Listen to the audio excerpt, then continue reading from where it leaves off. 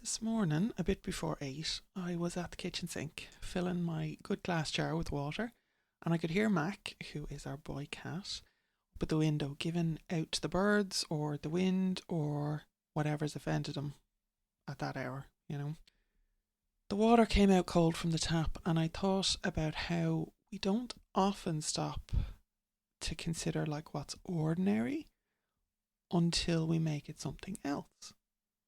So that's what we're looking at today: healing and purification in Irish witchcraft. Not the showy stuff, not the dramatic ritual, just the practical magic our ancestors used to keep themselves and their people well. Water, silver, if they had a bit, words, a bit of spit to bind it all. Yes, I know it's gross, but this is the way things are done. This is the kind of work that the local wise woman, the Bean Feasa, would have done. When someone knocked on her door in the middle of the night, she would have had stuff like this prepared. So that's what I want for you for this episode. We're going to be prepared. So the Bean Feasa, the wise woman, the woman of knowledge, she wasn't standing about in like flowing robes, communing with the moon. She was your neighbour. She was the one who knew which herb to pick for a fever, which words to say over a cut that wouldn't stop bleeding. She'd put in 3 drops of something if there was a wasting child in the village or the community. She'd have yarrow sewn into the coat to keep you safe. And if you needed a thorn pulled, blackthorn is a bitch. You needed a thorn pulled that wouldn't come loose by, normal means, digging around with her tweezers. She'd write you a charm on paper, bind it round the spot, and tell you to greet the sunrise with it. Now, I know this because I've used that charm myself, and it works. And it doesn't work because I'm special, but because the structure of this old magic holds. The words have weight. The action has intent, and that's the magic of it. So these women, and some men too, but it was mostly women who did this work, they were the ones who sat up with the labouring women, who sat with the dying and then laid out the dead, who knew when to use blessed water and when to use your own spit. They carried cures in their blood sometimes, passed down through their families. For example, if you were a Kyoan, you could cure shingles with your blood. If you were the 7th son of a 7th son, well, that was a gift all on its own, and you could do all sorts. A 7th daughter of a 7th daughter also. Lady Wilde, Oscar Wilde's mammy, she was a folklorist, and she was writing in the 1800s, and she said, a childless woman was thought to have the strongest power over the secrets of herbs, especially those used for children's ailments. Now, there's a logic to that and a hard one for the time, but it does track, where like a woman who couldn't have her own children knew every cure to keep someone else's alive. Everything in balance. So let's talk about the practice that we're looking at today. It's for Imbolc, early February, Brigid's time, though you can adapt it honestly for whenever healing is needed, because you might be listening to this podcast when it first comes out, which is Friday the 30th, I believe, but you also might be listening to it, of a Wednesday in July, and that's all right, because you can just adapt it, right, for whenever the healing is needed. But this time of year carries a special potency, which is why I'm doing it now. So it's good to subscribe to the podcast. Make sure you're on the mailing list so you get the emails when a new podcast comes out. Subscribe to the YouTube channel and, hit the bell for notifications and all that, because a lot of the work that we do is timely and seasonal. And if you're working with the rhythms, I might be doing some lunar stuff as well as we go through the podcast. This is episode 8, I believe, but who knows where it's going to go. And by all means, comment below on YouTube or on the website or wherever I suppose if you're listening to it anywhere else, I might not see the message, so send us an email, definitely. But let me know what you'd like spells for, what you'd like covered, what problems you're having, what issues. Commenting on YouTube. I read all the YouTube comments myself, so that's probably the easiest way to get me. But definitely email me if you're on the mailing list. Just hit reply to any email. Anyway, so yeah, where were we? Brigid. So February the 1st is Brigid's Day. The 31st of January is Brigid's Eve, where you might put out the broth Brigid. And we do actually have a load at the Irish Pagan School about Imbolc traditions generally. So you could go to irishpagan.school/Imbolc, IMBOLC. And that's actually a collection of resources. There's loads of free stuff, there's loads of paid stuff, there's YouTubes, there's podcasts, there's everything in there, right? So definitely go there. I'm trying to collect all our resources because we have so much. Anyway, I'm getting totally off track here. But this is Brigid's time, and you can adapt it for whenever the healing's needed, as I said. But it is most potent to do this, or to create this little potion almost. I'm not sure if it's a potion, but anyway, you'll see, at this time of year. So the core of the work that we're doing here is spring water, silver, morning light, and your own self bound into the working, and basically Brigid's name over the top of it all. Now you can use Goddess Brigid or Saint Brigid, whatever you're having yourself. I don't think she minds, to be perfectly honest. The line between them is so blurred here in Ireland that we don't bother to separate them most of the time, honestly. She is the patron of, or the matron maybe, of healing, of smithcraft, and of poetry. So she's got like fire and water both, and that might seem like a contradiction, but you got to remember that healing often is a contradiction. You've got the searing and then the soothing. You've got the burn that cauterizes and the cool cloth after, you know. So at Imbolc, which again is the 1st of February or thereabouts, Brigid's power is at its height. This is when the ewes, that's female sheep for any who weren't brought up in the country like I was, they start to give milk again after the lean winter. This is when many births happen, so lambs and kids, as in goats, and sometimes human babies too. Anybody who's had a bit of the other around Bealtaine will have an Imbolc baby, there or thereabouts. The Bealtaine celebrations were about 9 months before, you know, so that's where we're at with that. It's one of the fire festivals, so it's a threshold time. Winter is still here, very much here in Ireland. It might be different wherever you are in the world, but at this time of year, winter is very much still has its grip on us, but the spring is kind of pressing up underneath it, you know, whether that's the first green tips of the daffodils coming up, or snowdrops, or bluebells, or anything like that, you know, the tiny, tiny buds. If you go real close to a tree branch, you might see those tiny, tiny buds. But it's like this kind of burgeoning, this spring pressing up underneath the winter. And that's when this water gets made, ideally. So you start with fresh water, spring water if you can get it. Tap water will have some chemicals in it, so try and collect natural water, rainwater if that's what you have. Put it in a glass vessel, something that you can see through. The transparency matters. Then you take a piece of silver, so that could be a coin if that's all you have, but like preferably a piece of silver jewelry, like a ring or something, whatever you've got though, and you put it into the water, and then you leave it under the morning light for like 3 hours. It doesn't have to be sunlight specifically, we don't always get that in February in Ireland, definitely not, but morning light specifically. This is the light obviously that marks the start of the day. It's what kicks off your circadian rhythms. It's what keeps everything in balance, is that, you know, first morning light on your eyeballs. So if you are not getting morning light, try and get out, even if it's only standing outside your front door and drinking a cup of coffee or something, looking at the cloudy sky like I do most days.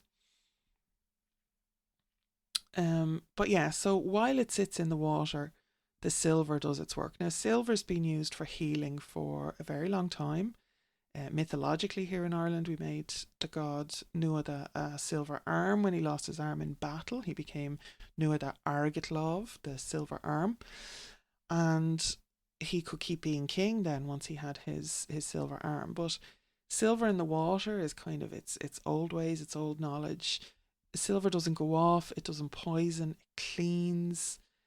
Some people have a relationship with silver where their skin actually cleans silver jewellery. Mine does that. My kids do as well. But I know not everybody has. But I've always felt like there's kind of a symbiosis between humans and silver specifically, as well as the traditions around it. So with that silver in the water outside under the morning light, I want you to leave it for about 3 hours, right? Now, here's where it gets specific and maybe a little bit gross for some people, but this is practical magic, so just, get over it. You add 3 drops of your own spit, your own saliva, to the water. Now, don't be squeamish, right? This is the tradition. Your spit, that's you in the working. I'm not asking you to piss into it, though, that's a whole thing too, especially for protection. But that's the old method, is you're binding yourself to the remedy. And it also means then that, whoever's minding you, your relationship with Brigid, your gods, guides, guardians, your ancestors, all of that then is bound into the remedy as well. So it's kind of like sympathetic magic. It's a contract, really. You're saying, this is mine now, and the healing is connected to me, to my body, to my intent. You're creating that energetic connection. So then you speak the words. You can use Brigid's name here. I would suggest maybe calling on her as a sacred midwife, as a smith, as a healer. You can adapt it. Absolutely. You should adapt it. Any words that I'm giving you in this podcast, please, please, please adapt them. Don't just take them as, gospel or Bible or why are all those dogma, We don't do dogma here. So I'll give you the structure. I'll give you an example, but please make it yours. So the bones of it would go something like Brigid, sacred midwife, smith and healer, poet, weaver of words. Bless this water with your ancient power. I'm ad-libbing here a little bit. Let it heal, protect and restore. So again, you're calling on the power of Brigid. You're being kind of devotional and praising her, you're asking for her blessing on the water, connecting her back to the ancient powers, and then you're speaking your will, your intent. So let it heal, protect and restore. And again, your intent could be different, but that's a good one for this water. And say it with intent. Really kind of put your energy in it. Remember that this water is connected to you. Your DNA is in there. So you have this bridge that you can really, really form your intent with it. And you're not shouting, you're not performing, you're just being really clear. You have to really mean it. And after that, you just strain out the silver, clean it, keep it for next time, put it back on your finger if it's a ring or, a piece of jewellery or whatever. The water goes into a dark bottle, then a dark glass bottle, preferably like brown or green or blue glass. Something that'll keep the light out. And that's your healing water then. It's good for the year ahead. I would, I do this every year. So how to use it then, you can add, you could add drops of it to your bath when you're run down. You can anoint yourself with it, a few drops when you need protection. If you have a sore throat or a headache, take some drops of it and rub it in, again with that intent of heal, protect and restore. You could even write that on the label, on the bottle, heal, protect and restore, because I don't know if you're like me, but by the time 6 months or 8 months has gone by, I've kind of forgotten what I've specifically said and charged the water to do. So do future you a favor, if again, if you have menopause brain like me. Anyway, you can also then sprinkle it on the threshold, if illness is going around, if you hear that there's something going around your kid's school, or you've got something going around in the office, or we have another flu outbreak or whatever it is, use it then as a protection against illness as well as an actual healing. Now, I'm going to say something here that, might be uncomfortable for some of you. This isn't a cure all, right? This is magic, it's potent, but this is not to be used instead of going to the doctor. Bean Feasa knew her herbs and her charms, but she also knew when something was beyond her, and if medical intervention was available, then that would be the recommended. Like if a child wasn't getting better, if the wound was turning bad, you got further help, right? Magic works alongside the ordinary world, not instead of it. So please, please, please take care of the mundane as much as the magical. And there's this too as well. Please don't, start making this healing water for profit. You don't charge for this kind of work. If someone needs it, you give it. That's the tradition. We had like Biddy Early who would, accept payment in food or labour or, poaching or whiskey. Definitely. So you can do an exchange with someone. That's good. That's good magic. So yeah, like the Bean Feasa might accept a gift, a bit of food, some help with her garden, but she didn't set a specific price for the magic, right? Now, what we do at the Irish Pagan School, we are educating. So, we've studied 20, 30 years. All the teachers at the school have a lifetime's worth of skill and experience, and they're putting it into educational content, which 80% of which is given away free, to be perfectly honest. But, the 20% then keeps the lights on. So the 20% of classes that are being paid for through the Irish Pagan School are what allow me to do this podcast for free and, give away this recipe, quote unquote, recipe type thing for free so that you have the tools and the resources to make your own.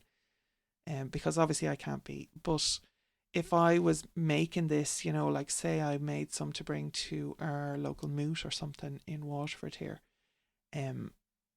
I would specifically ask for an exchange, to be perfectly honest, because again, there's time and there's effort that goes into it.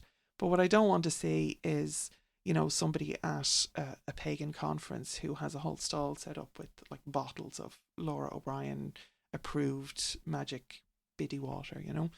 We don't do that, right? And look, I hate that I have to say things like this, but apparently I feckin' do, because I'm hearing stories since I started doing the practical stuff. I'm hearing stories about people who are taking this and running with it in directions that I never actually expected it to go. I'm laughing, but it's not funny. Like, the work that I give out here for free, my time, my effort, my energy, the equipment I invest in, the services that I pay for so that, the podcast gets hosted and all of those things, that is for your personal spiritual growth, for your own benefit, right? Not for you to turn a profit off. That is cultural appropriation, pure and simple. Don't do it. Don't do it. Don't do it. All right? Anyway, if you're making this water yourself, please make it with care, make it with respect, make it knowing that Brigid is watching, and she's pretty fierce when folk misuse her name or her gifts. Like, she's the one who helped a nun in trouble who made a whole pregnancy disappear so the girl wouldn't be thrown out of the convent. She's the one who cares for women and children and anyone who's vulnerable. That's the energy you're working with. So act accordingly, right? Now, this whole podcast, I'm having a very thinky thoughts episode, I think, here, but there's a lot that like we don't have anymore, and I'm trying to bridge the gaps by doing the research, by being so familiar, by, as I said, literally decades of academic learning and personal experimentation. But the old women who knew every cure, like, they're gone, mostly, and their knowledge went with them, most of it. What we have left are like fragments in folklore collections and charms written down by scholars who didn't always understand like what they were recording, or even they didn't speak the language that they were, it was being translated out of for them. But again, the body of work that we do have that remains, like, there's a structure, there's patterns, And that's what I work with, is like, in this case, like the water, the intent, a binding agent, words of power, and time. This is the bones of the magic, and anything else I give you is kind of just fleshed out a bit, based again on my own research and my own experience. And talking to other witches as well. There are other Irish witches, shout out Geraldine Byrne, and others, obviously, who are less public, who I won't name. But here in Ireland, like, these are still our living traditions. Even if a lot of the like specific knowledge has been lost, we still have healers, we still have cures, we still have holy wells, we still have fire festival traditions. We still make Brigid's crosses at Imbolc in schools, like weaving these rushes into the solar wheel shape. We still put them over our doors for protection and for luck. And some families, or most families who still do it, have been doing it for generations, not knowing, or maybe even not caring, that it's older than Christianity here on the island. And that's how traditions survive, is people doing them. They go quiet, they adapt, and they keep going, like underneath everything else, as the bones of something. And like the healing work, that continues too. Folks still go to the bulláin stones, which are like the old hollowed out stones. Sometimes they were quern stones, archaeologically speaking, but they, in folk tradition, anything with this kind of hollow, because a lot of them originally would have been blessing or cursing stones. That's a whole different podcast maybe. But I'll do a YouTube video, actually, if you want to comment below if you want me to do a YouTube video on the bulláin stones, because that might be interesting. But anyway, the rainwater gathers in these hollows, and people go and they dip their warts or their sore joints in the water and they get better. Like my own family's done it. It works. It absolutely works. And it's, again, not because the stone's magic on its own, but because the belief is there and it kind of stores up like a battery. The intent is there and the action follows through. And yeah, maybe the stones are magic, and maybe the water here is magic, and all of that is working together. Who knows exactly how it works, but it does work. So again, if you want to try this, here's what you need: water, silver, a glass vessel, a glass jar, a bowl, whatever it is. 3 hours of a February morning, or any morning really, I suppose. But again, Imbolc is best.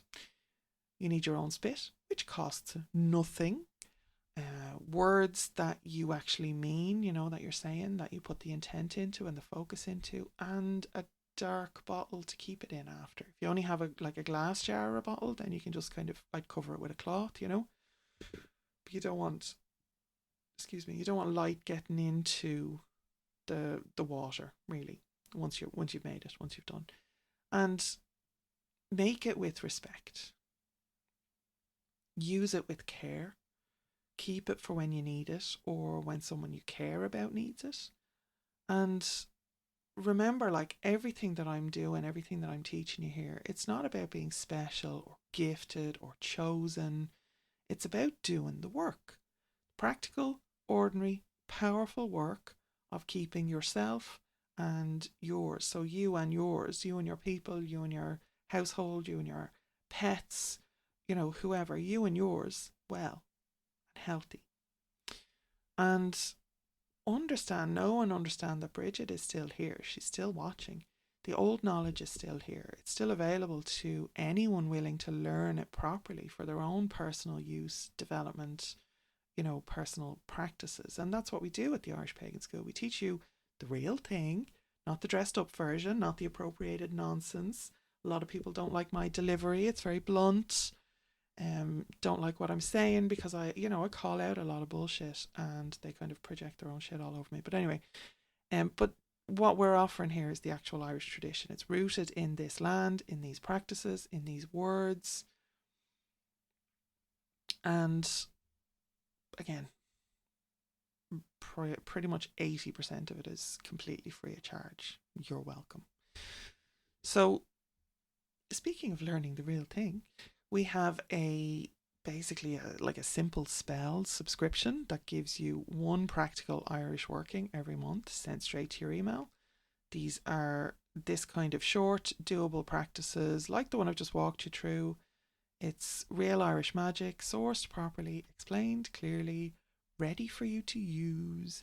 And each spell comes with a little bit of traditional background, clear instructions, and the cultural context and assurance that you need to do it right, to make sure it's grounded.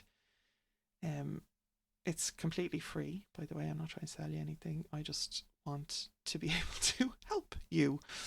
But when you sign up, you get a magic toolkit as a free gift. It's a PDF download. It's not an actual, I'm not sending you a box of spells or anything, but it's a bonus resource to help you get started. It's filled with these foundational practices, tools for Irish witchcraft, and it's yours. You just confirm your email and you're done. So the subscription, I might do more than one, but currently I have it set up for one a month at least.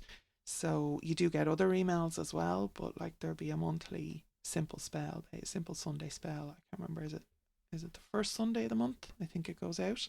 So if you are watching this, listening to this, then you might get the February one if you're quick. But you can sign up at irishpagan.school/spells. irishpagan.school/spells. And remember, the Imbolc resources even are at irishpagan.school/Imbolc. IMBOLC. Right, I'm away to check on Mac. He's still giving out about something, looking out. Must be burbs. But, that's cats for you. Stay well, stay grounded, and I will talk to you next time. Slán.